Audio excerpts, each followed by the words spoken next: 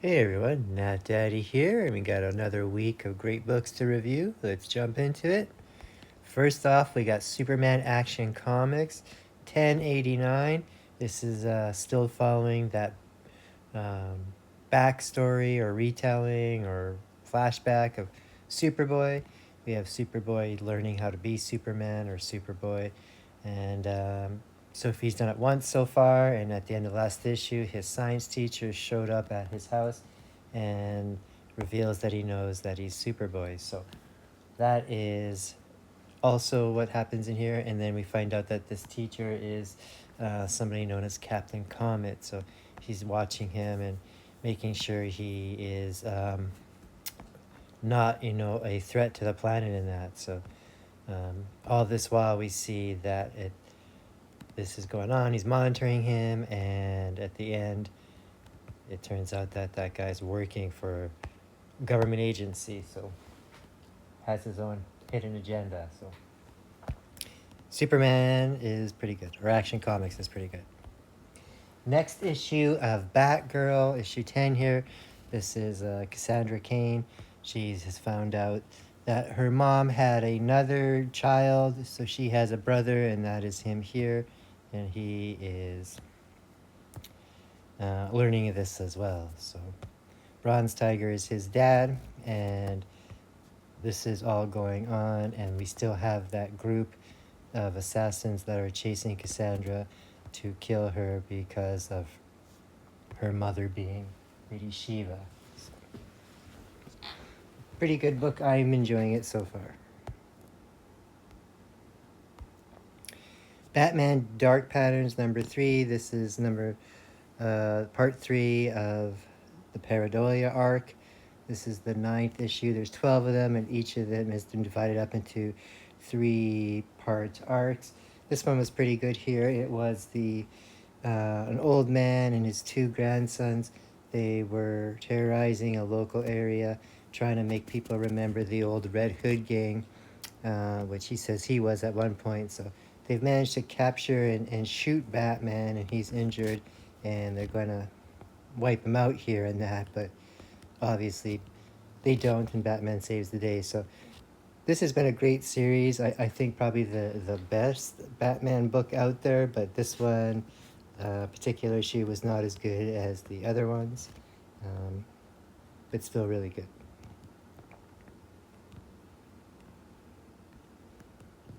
Batman and Robin, issue 24. This is the Batman and Robin series where it's current, so it's Damian Wayne as Robin, not to be confused with the other Batman and Robin series going on where it's the retelling year 1 situation of Jason Todd. Here is the final issue of the Memento stuff. Memento has captured Batman and this other detective lady, and we find out that it's the true identity of the Memento character, and it's a person, but it's a person that always gets they kind of possessed by this creature, this Memento creature. So really kind of creepy serial killer type of entity, and Batman and Robin are able to beat him. So it is a good book. That whole arc there was quite good, and it just goes more into this really neat character, Memento, who I do hope shows up again later on.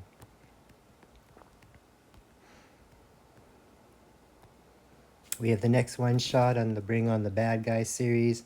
This is the Red Skull one. Mephisto has tasked all these great Marvel villains with the duty to gather souls.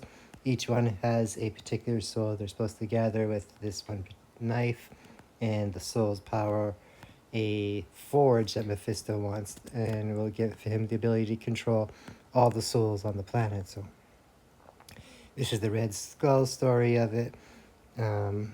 We see him kill who he's supposed to kill, but he doesn't collect the soul because this guy has made many clones of himself. He's a Nazi scientist that was working for the Red Skull at one time. So he finally does track him down, is able to go through as many different clones and versions of himself to get that soul. So Like I said, I've been really enjoying these one-shots, even though they're all kind of connected.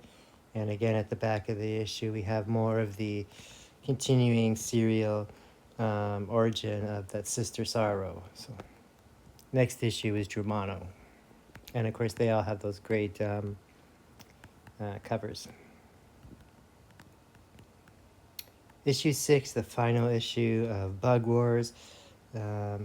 Great book here. We have all the bugs are attacking.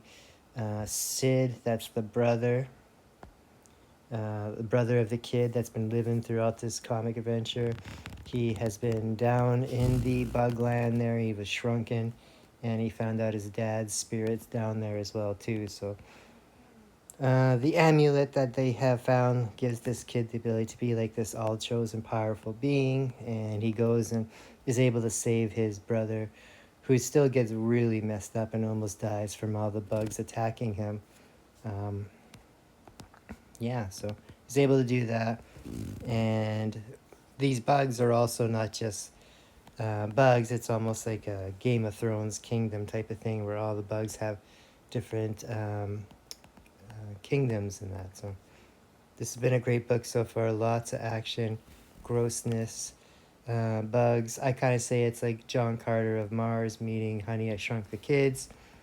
But like I said, it does have a lot of Game of Thrones feel to it as well. So this one ends, and it looks like there's a few things left open that looks like we can maybe see future volumes of this. So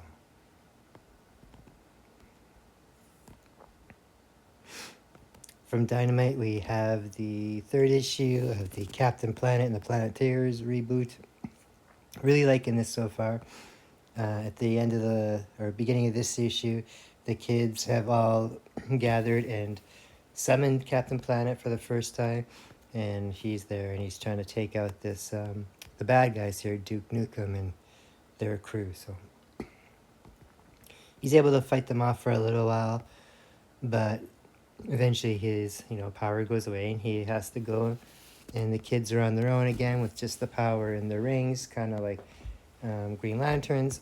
But these kids are all still brand new to each other, so they're still learning to get together, how to work together, and just how to exist together. So they end up getting tracked down by that same group again, Duke Nukem, who is pretty much the main bad guy in here from what I remember, and they have to deal with that. So good start to that series so far. From Oni, we have Cemetery Kids Run Rabid. This is the 2nd volume of the Cemetery Kids stuff.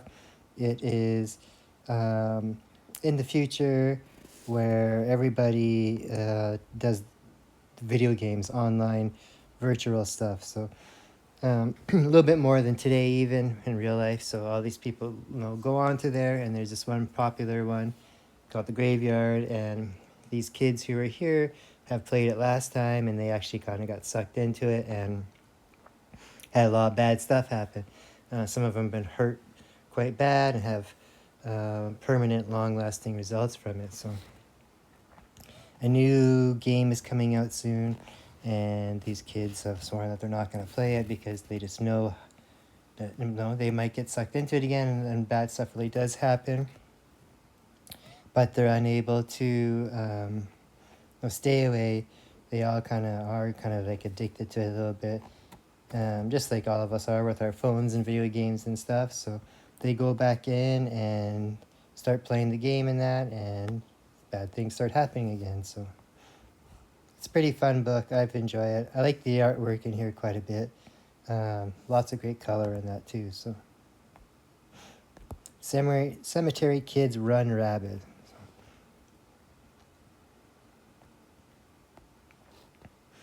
Eddie Brock Carnage number 7.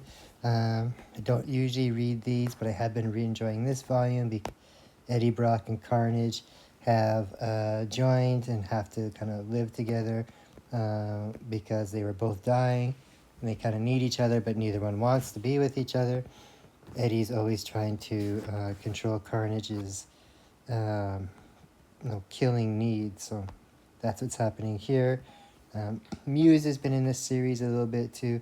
He's looking for Eddie because he is the one who destroyed his, not his lab, but his headquarters and his painting gallery before. So Muse, the serial killer, is looking for him, and these cops happen to recognize the painting of Eddie and give him the information on where to go. So it's a good book. Like I said, I don't usually like Carnage and Eddie and stuff, but this has been a pretty good write so far. And yeah, I'm always surprised that I read it. We have the second issue of the new Fantastic Four reboot. It's issue 728 really, but they rebooted the numbers because, of course, the movie's out. So we have the Fantastic Four have each been sent to a different time and are lost there by Doctor Doom, and they're all trying to get their way back together. So, of course, Reed Richards, being super smart and everything, has planned for everything, all capable outcomes, and he planned for this as well. So all of the four members in their different time periods have to go to a certain spot and find this one stone that will trigger the like a time machine thing. So it's pretty good. Like I said, I'm not a huge Fantastic Four fan, but this story was all right. It's kind of neat. It still falls in with the whole Emperor Doom stuff going on as well. But I don't think they didn't need to reboot the whole series back to 1 and 2 again. They could have just kept going with the regular numbering, especially when the next two issues will be like issue 800. So issue 8 of Marvel's New Champions. I've been enjoying this book too. I have said multiple times I don't usually read young hero team books, but I've been reading quite a few of the new ones and liking it. This is kind of like a different version of New Avengers. You got all familiar heroes, but younger people with different takes on some of these familiar hero things. So this has been fun. This is the end of an arc where they've been chasing down one of their members who is a witch who has connections to hell, and someone is using her as a gateway to control Hela. So these new champions are able to get there and save their friend and defeat Hela as well. So I don't know if this is the end of the series or not. It says the end for now, or if it's just the end of an arc, but I'm sure they'll have some more of those. Really great book here is Predator Kills All the Marvel Universe. This is what leads to all the other Predator stuff over the summer. Predator versus the Spider-Man and Wolverine and Black Panther. Here we start off right away with the Guardians of the Galaxy out in space answering a distress call, and it turns out to be Predators. It's a trap, and they kill all the Guardians. And also, too, we have Kraven is with these Predators, and he's been accepted into them to be one of the ultimate hunters. And we saw that was the end of the last issue of Spider-Man there versus the Predators. So here we have the Predators setting up on the moon with Kraven getting ready to launch an attack on Earth and kill all the heroes and claim the planet for themselves. So, and they start doing it. So like I said, they wipe out the Guardians really easy. Then they come down and wipe out the Fantastic Four right away. And when I say wipe them out, I mean they straight up kill them. No fooling around there. And it leaves off there, and now we'll see what happens next issue when they go against other Marvel heroes, where it looks like some Avengers, some X-Men, and Spider-Man. So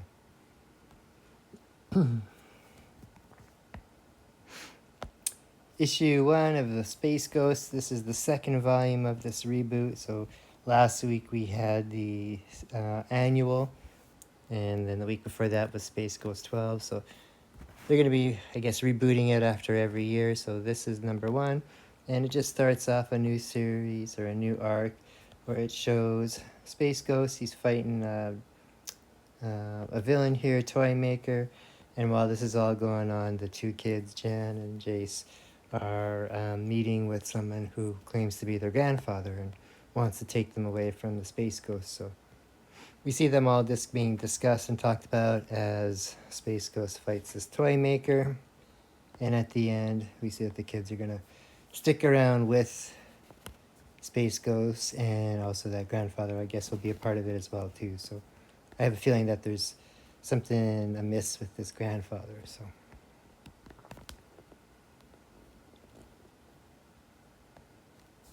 Spider-Man and Wolverine, we have issue 4 is, yes, 4.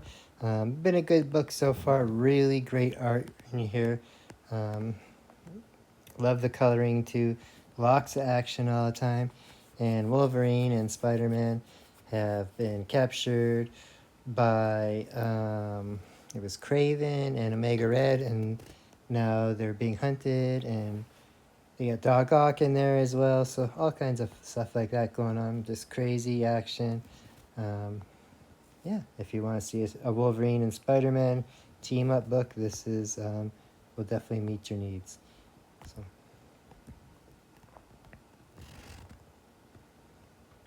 Another book I've been really enjoying, especially the art in here as well, is the new Supergirl series. We've seen this woman here named, I believe her name is Lesla. She was pretending to be Supergirl and impersonating her, both her superhero identity and her secret identity back in Midvale. And Supergirl came home and dealt with all that. So she took the girl back to Kandor, the bottle city there, and they were going to sentence her to jail. But instead, Supergirl convinced them to let her kind of, stay with her on Earth and show her the true ways, and hopefully let her actually learn how to be a true superhero. So we see an issue of that going on. This is a good book, like I said, lots of fun. Supergirl, teen angst kind of stuff. And I really like the art and the color and the action in here. So check it out if you haven't been. Sophie Campbell's been doing a great job on it, and she did a great job on all those Turtle books for those years. My pick of the week book-wise, this is a Black Label book.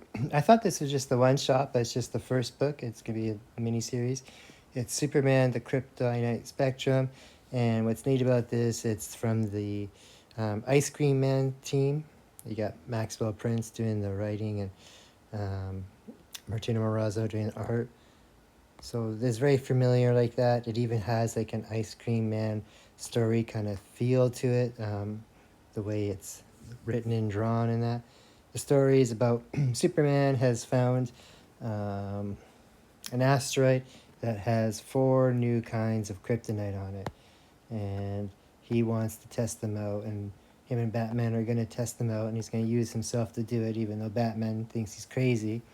But he's got these 4 new kryptonites. He's got purple, cobalt, speckled, and rainbow. So he tests out the first one on him, which is purple, and it kind of screws up Superman's perception of time.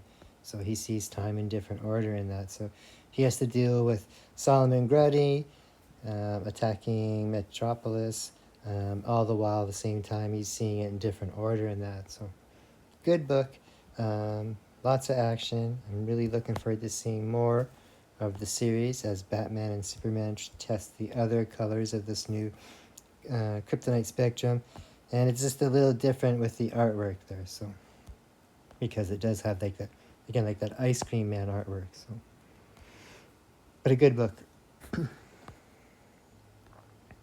Powerpuff Girls Super Villain Summer Spectacular, one shot here for summertime. Obviously, you get the Powerpuff Girls.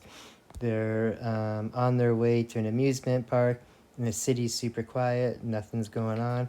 That's because everybody's gone to this amusement park, including all the supervillains. And they go crazy for a couple minutes. Powerpuff Girls fighting all these supervillains, only to find out that it's Supervillain Day at the park, and all the villains have been invited to go there and that. So the girls promise to be in their best behavior and not fight the villains in that, but it does not go well. So we see all their classic villains in here get into scraps with the Powerpuff Girls as they try to enjoy their day at the amusement park. So good for all readers. For Mad Cade, we have the 4th issue of The Slasher's Apprentice. I've been really enjoying this book so far. Lots of fun in a dark, twisted way. We have a young woman who is a podcaster about serial killers and that, and true crime, and she really likes this one particular serial killer. Has been around for a long time. He's kind of one of the classic guys, but he's getting a little unpopular, and she has managed to convince him to let her be his assistant. And she's also trying to teach him how to become more of a relevant, I guess, slasher, serial killer nowadays, get his popularity up. And while this is going on, there's another serial killer that's going around knocking off what they see as inferior serial killers. So now she's trying to tell him that this is what they should be doing, stuff like this to get attention. And then they go out and do some killing to, relieve their I guess their built up angst in that, and they do so, and that gets some attention from the public, of course, in that. And at the end, they find out that they're next on the list of this serial killer that's hunting down other serial killers. So, pretty neat book. Definitely has that mature adult, serial killer, slasher type stuff theme to it, but pretty funny at the same time.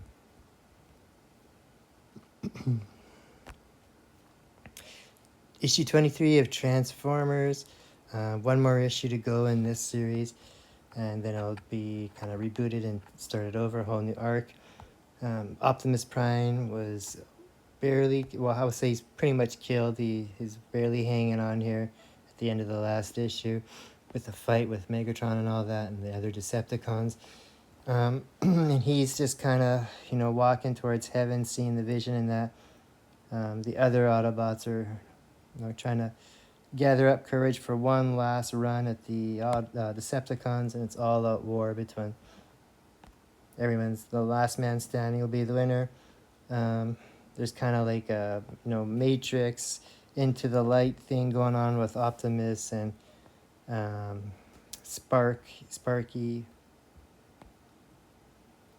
Love the art in this series so far. Always great action in here as well.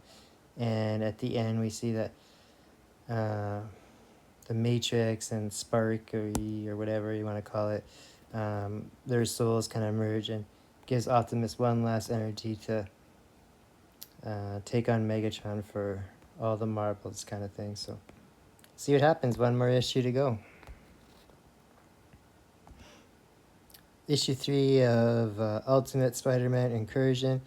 This is the book where Miles Morales has gone into the Ultimate Universe to get his sister Billy that was got lost, fell in there.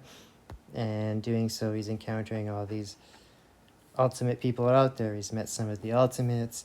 In this issue here, he encounters the Ultimate X-Men, all while looking for his sister and that, who is being held by Silver Samurai and some of the Makers people in that. So he's able to find them with some of the help of these Ultimate X-Men in that, but still the baby is whisked away at the end by magic, and we see that this is going to continue on, and eventually all these people will get together and there will be a kind of end game type of thing going on with the Ultimate Universe as well. And lastly, we have Uncle Scrooge, Earth's Mightiest Duck. It's a fun book here with Uncle Scrooge. He wakes up and he goes in his vault and all his money's been stolen. And these massive tech robots show up asking for, want to get and steal his money and that. So he is out hiding and running and trying to figure out what's going on. Turns out that these alien race has come down and they're taking all of Earth's treasures. They're the collectors type of thing. And Scrooge McDuck's gold and treasure and is one of it. So we see awesome Disney action of Uncle Scrooge and Donald Duck and Huey, Dewey, and Louie in that. Lots of fun. If you're a DuckTales fan, or if you've been a fan of any of the Marvel Disney stuff that's been going on earlier this summer, you will definitely like this. All right, buddy, that's what I read for books this week. Hope you like the reviews. Maybe you saw something in here that wasn't on your radar, and now you'll go check it out. Support these great artists and creators, and your LCS as well. See you next week for more reviews. Like, share, and subscribe.